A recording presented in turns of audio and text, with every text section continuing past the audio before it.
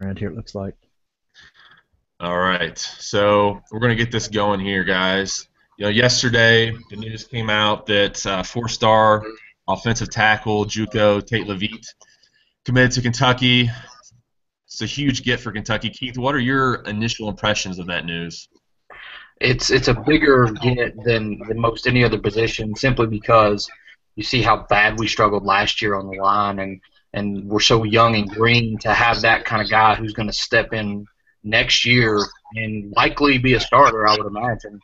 To add that to senior John Toth and Asafo Ajay coming in will be a sophomore, and then Drake Jackson's a freshman, plus the three returning sophomores. It turns that line into from a pretty good line to a formidable one. Yeah, I think about George Swindell's graduating. We definitely want to have a good left tackle to replace him or at least compete for his starting position.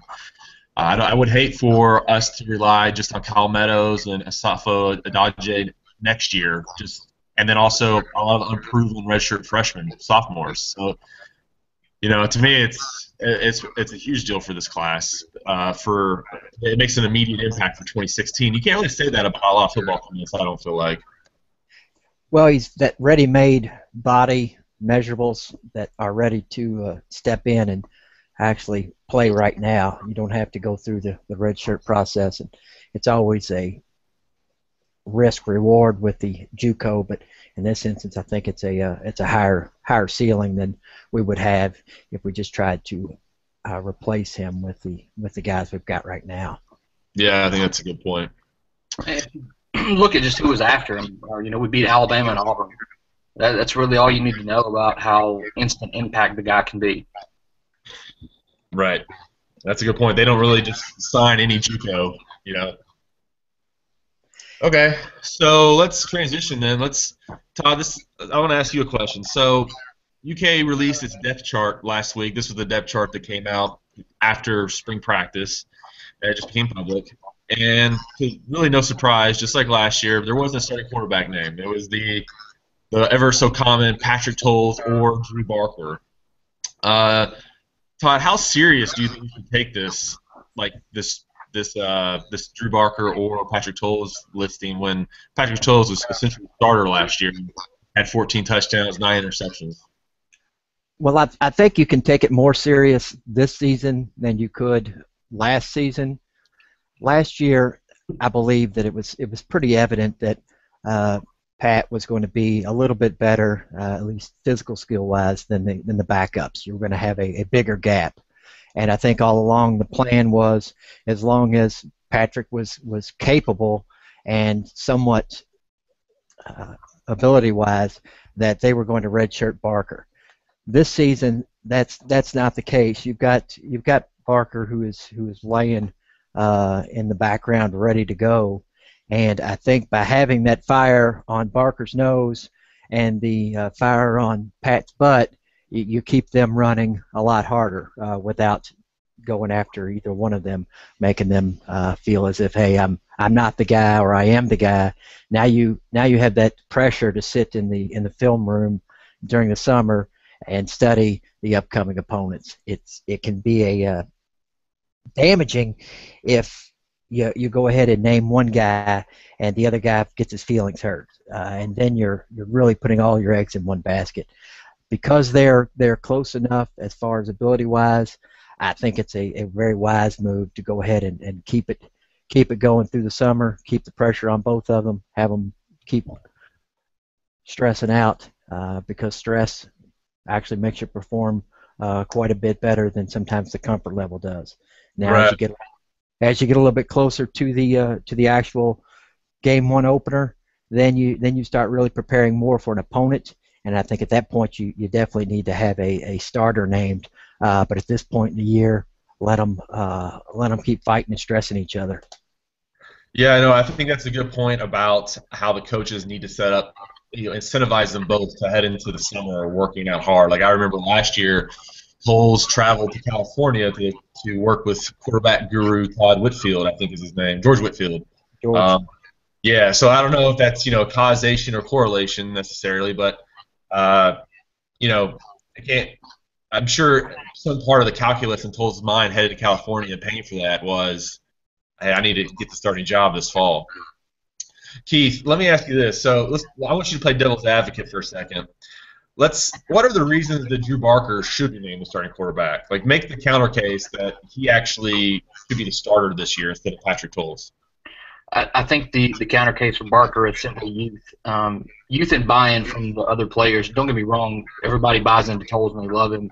But Drew Barker was the face of the freshman and sophomore class that's here right now. He is a lot of the reason some of them came. So to have him as a freshman being able to start, he's sat a year, he's gotten hungry. Hopefully he's gotten better. Just having that youth of knowing we would have 4 years of this guy versus just 2 more of Towles would be beneficial. And I think another component would be confidence. I think Towles is a confident guy, but I think last year he got shook a little bit at times. And I think Barker is a little more ignorant to the SEC, so he might be a little more confident and not get shaken the times that Towles did. But that's really about it, the youth and his swagger. Right. He's got like he's so ignorant to SEC realities that you're saying like he doesn't come in with any prejudices or biases, right? He's just out there playing ball, having fun, basically.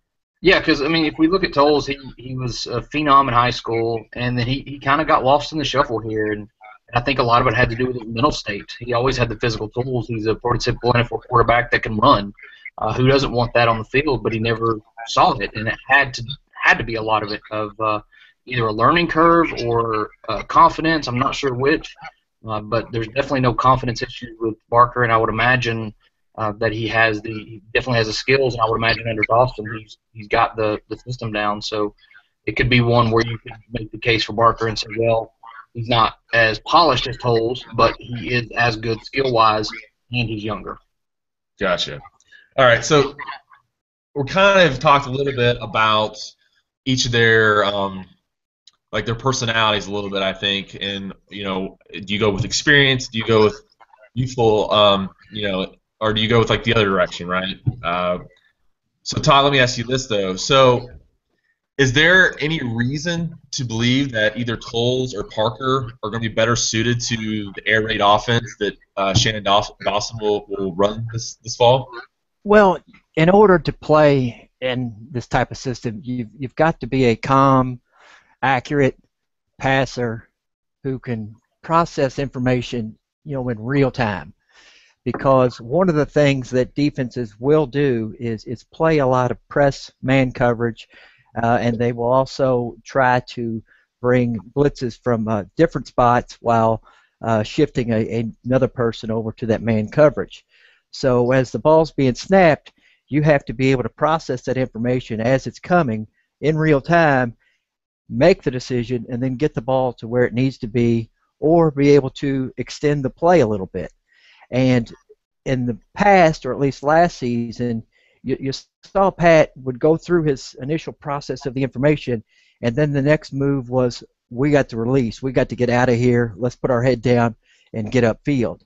If you watch some of the better air raid quarterbacks, what you will see is that good escape ability, where they're going to feel the rush, escape up 2 steps, slide over 1, with their eyes still downfield. To me, Patrick's really got to work on that staying calm once he starts to feel the pressure, because it's that extension of the play that allows the receivers then to create the space, which it is going to be able to get the ball downfield.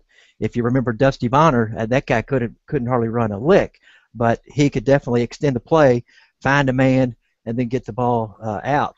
And also, if you look at the Texas A&M quarterbacks, same type of situation. They never get happy feet, like you like to say, or that rushed feeling. They're always calm. They're always ready to go. So that's one of the things that watching Barker's tape in high school, he was more of a calm person back in the pocket, who was more, all right, option 1's not there, I've got my feet and I'm gone. This past year it was more, option 1's not there, option 2, I don't see it, let's go. If we can get him to slow down see the field more, slide, move, extend the play, I think he's an excellent fit. But you have to be able to be calm, and then you have to be accurate. If you're not accurate, it doesn't matter how far you can throw it, how hard you can throw it. If you're not accurate in this offense, you're no use. So I think both of them are capable and well suited for the offense. But right now, I think Patrick just needs to slow down and get that calmness to him. Right. Yeah. Towles' issue has never been power. It's like it's some of the fundamental things you're talking about. If he can throw it on a rope 70 yards if he wants to, it's really some of the things that you highlighted there. Yeah. Exactly. So, all right. So Keith, let's assume Patrick Towles is the starter week 1. I think it's safe to assume that'll be the case. I think we all agree. What are some specific things that he needs to improve upon this year? And also at the same time, what did he do well last year? Well, I'll touch on what I think he needs to improve on, and Todd was spot on. He did not wait long enough to go through his progressions. He was just a product of that was a line. Only Tennessee gave up more sacks in the SEC than we did last year, so there is some understanding why he would have a little bit of happy feet and want to take off with it and get rid of that first one. But as you can see on film, there's several times, a lot of times during the season, where he didn't see that second progression. He didn't go to the third progression. So I think having that confidence and calm manner, like Todd talked about, is the number one thing he needs to work on, because with that helps his mental. And the only time he struggles is when he's not mentally in the game. He'll have a game like he did against Mississippi State where he throws for 400 yards and runs for 80 and almost carries the game, and then he'll have a game like against Louisville where it's a colossal struggle, and I think with him it's all mental. It's definitely not physical. I think what he did great last year was carrying the team when we needed it the most in many cases, like that game against Mississippi State. He does a great job of making something out of nothing. He does a great job of the NFL pass, the deep out on the sideline or the rope over the middle. And I think he did a good job leading him. He definitely, he's ran for more yards minus sack yardage than anybody on the team, and they followed him. So he is the leader of that team right now, and I think he did a great job there. But as far as what he needs to work on, it's just mental. Yeah, another game that I think people have forgotten about a little bit is at Florida. He played really well in that game, and if his receivers had hauled in like at least had 2 or 3 more drops, I think he could have easily had 75 more yards onto his total yardage that night. He played really well against Florida, especially in face with Dante Fowler Jr. barreling down on him, constantly in that game. Yeah, and he also, if you look at his home and away splits, he was terrible away from Commonwealth. I want to say he had all but 2 of his interceptions on the road and only maybe 7 touchdowns. I don't know the exact stats, but I know his splits home and away were not good. I don't know if that's a product of the environment and not being able to handle a large SEC environment like that, or if it was just the teams that we played. That I'm not sure, but that's another instance where he's got to be more consistent. Yeah, that's actually a really good point. I'm wondering what is the win percentage for first-year starters on the road in the SEC? That's true. It's very low. And I wonder if Towles was just, was average or above average on that. All right, so Todd, so Keith brought up a little bit about the offensive line just a second ago, and I think some of our future podcasts will focus on Kentucky's other positions. But do you think the projected quality of UK's offensive line or skill positions this year require one of Kentucky's quarterbacks over the other? Like, for example, if the pass blocking is just like average, would UK need a more mobile quarterback? What do you think? Well, I think when you look at the offensive line, where UK would run into the biggest trouble is unable to get that 6th man out of the box. So they were constantly with a 6th man. So what that means is that they were able to defend the perimeter with 5. Now, if the receivers are a little bit stronger, a little bit better, and can create a little bit more space, then you can really begin to hurt a defense when they're trying to defend your 4 wide with their 5. But when you come into the running game, now that you've got 6 in the box, you've got to do one of 2 things. You've either got to bring another player in to become some type of blocker, or you're going to have to read somebody. And what Neil Brown chose to do last year was really a combination of both. Oftentimes we would bring in that fullback, that H-back, and also have Pat read one of the defenders, typically the play side defensive end or maybe the linebacker. So now you have 5 players to block 5 defenders by reading one of them. Well, and if you had to go to that again, I believe that obviously Patrick is a proven runner. I would put him in there with the best of them and say, all right, let's run this read and let's go ahead and make them tackle you. We'll get our 3.5 yards and move on to the next play. That's great, except that's a pounding. And that's a very big risk, and I wouldn't want to put my entire paycheck on that system. So as far as the run game goes, I think it's more suited towards if the offensive line struggles again at blocking the inside zone or the outside zone with their 5, then that really does suit Patrick a whole lot. As far as the passing goes, again, if the protection breaks down and you're not able to feel the pressure and your first move is let's get out of here and get what we can, that's not a productive way to move the football, because ultimately defenses are going to put one player on you and they're going to let you take off and then rally and make the tackle. Again, so that I think as far as the offensive line struggling, I think it would probably at this very moment, knowing what I know or what I've seen from Barker at high school and what I've seen from Pat last season, I would have to say that the calmness factor, the escapability, and then able to extend the play would kind of lead itself to Barker being more suited to a offensive line that's going to struggle a little bit. Yeah. Okay, I think that's really good insight. I want to transition a little bit now to talk about Kentucky's new offensive coordinator, Shannon Dawson. Keith, there was some debate at the time of his hire last December that because he didn't call West Virginia's plays, that was somehow a black mark on his resume, despite calling plays at, I think, when he was offensive coordinator at the FCS level. Is the fact that Dana Holgorsen was the guy calling the plays at West Virginia something that UK fans should be concerned about? I don't think so, honestly, because he has proven that he has the ability when he was at Stephen F. Austin. Took them from, I think, a winless season to back-to-back conference championship games. And took him, I think it was like 10th in the nation in offense. So he knew he can make the play calls. I think it actually sometimes can be a good thing when you do have someone else calling the plays, because then you can have that conversation with, what were your thoughts here? Why did you call that play here?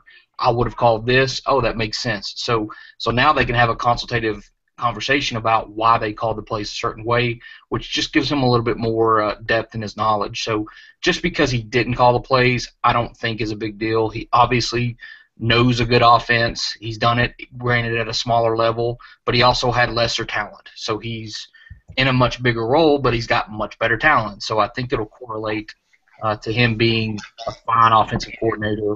I personally think he's going to do a better job than Brown did, as well as Brown brought us from where we were. I think he's got the quarterback's buy-in. Everybody loves to play with him or loves to be coached by him from everything I've read. And he's more downfield attacking, or at least says he will be, and that's what we need more of. So I don't think it's a concern at all. Yeah, one of the things that sort of surprised me when people in Kentucky circles started complaining last December was, as an offensive coordinator, you're there helping during the week doing game prep. Like, you're involved at every level. So it was just sort of funny to me that, and it's not like you pointed out, it's not like he's not advising the head coach on calling plays when he's up in the booth.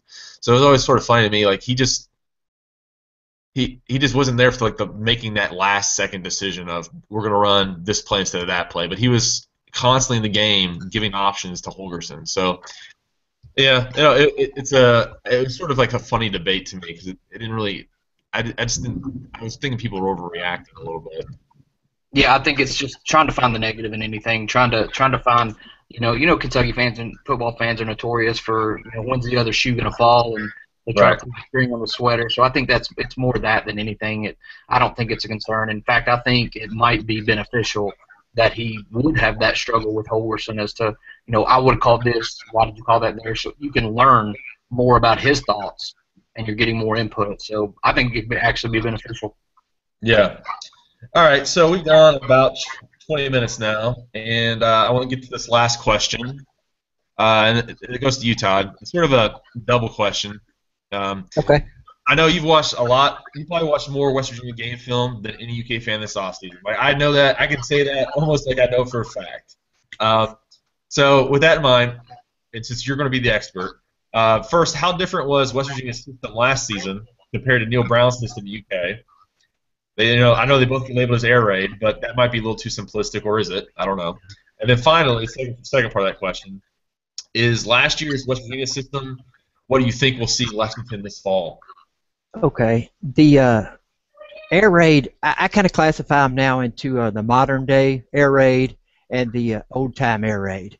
And Neil Brown is a modern day air raid guy. He has really taken on the persona of let's run the inside zone with a read man, and let's create some package plays off of that. Let's make inside zone be our standard play, and then from there, whatever the defense is doing, we're going to have a counter for that. So, for instance, you're running the inside zone, and a linebacker, the backside linebacker, begins to sneak over and it starts to make the tackle or starts to get his nose in there. Well, Neil Brown had a package play where they would fake the inside zone while Pat would read that linebacker. So if the linebacker came up, they would throw a pass in behind him. If the linebacker stayed, they would go ahead and run the inside zone as normal. And the entire offense was built basically on those type of package plays. A lot of screens, a lot of perimeter passes would be set up with let's run the perimeter pass and see who makes the tackle. From there, we're going to attack that person and read him. Well, that works out well as long as you're getting some type of production off of your inside zone. UK never was able to get any type of production really off of their inside zone. So then that led us towards the end of the year having to bring in fullbacks, having to bring in H-backs, having to bring in receivers to play in the backfield. A lot of different things that he was trying to keep his system together because wasn't able to really get that base play down as you wanted it. West Virginia is more, with Holgorsen, is more of the old-time air raid, the Mike Leach tree, the Hal Mummy tree. Let's run the Y cross. Let's run the Y shallow. Those are routes that we're going to run downfield and have basically receivers switching sides of the field. That's going to take more time. So that's why you're going to see a more what I call the post-snap pace of the play slow down for UK.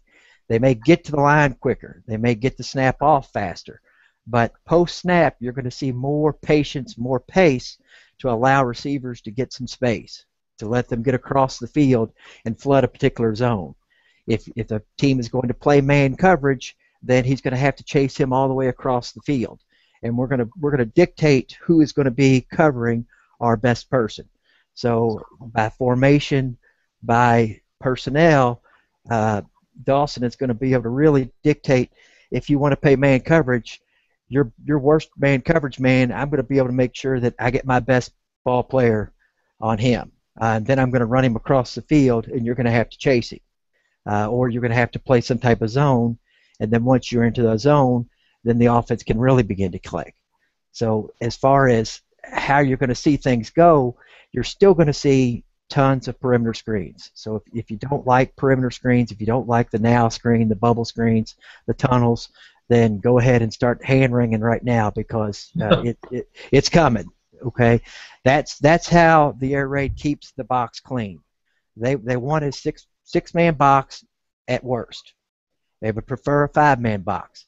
So that overhang defender, that outside linebacker, he can't be allowed to play halfway so that he's playing the run and playing that perimeter. So anytime he gets to a certain spot, this offense is going to say, all right, we have to throw it right now, and that's a cold call. No matter what the play is, no matter what your down and distance is, they're going to throw it.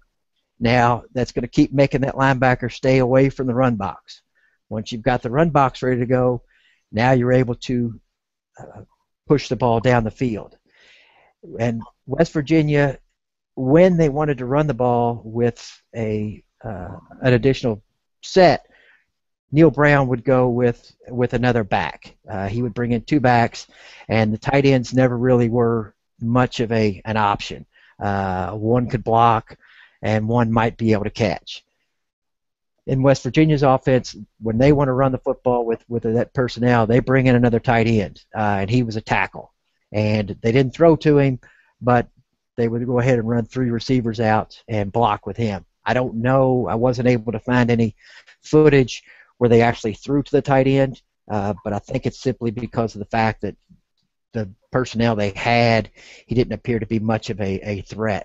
Listening to Dawson talk during the summer, it sounds like you're going to see a lot of inline tight end setting up to block, and then we can release him down the seam and force that linebacker to run with him, or we can flex him out a little bit to keep that linebacker out of the run box. Because I think we now have a tight end or 2 that can block in line and can also have the speed enough to threaten those linebackers. In the past, our tight ends were just simply not as fast as the linebacker over them. So I don't need to flex out and cover you because you can't outrun me. I can stay in here and protect the run, and I can still drop back and be in your zone when the pass is trying to get to you. I think now with the personnel we got, I think that tight end can be one of the mismatches that you'll see Dawson use. Right. Did I get both parts? Yeah, no, that's great stuff there. Really appreciate that. I think we've gone long enough. People who are, first of all, I want to thank Todd and Keith for taking the time to come on here and record this podcast. I think we have the intention to do more of these and lead up to the season.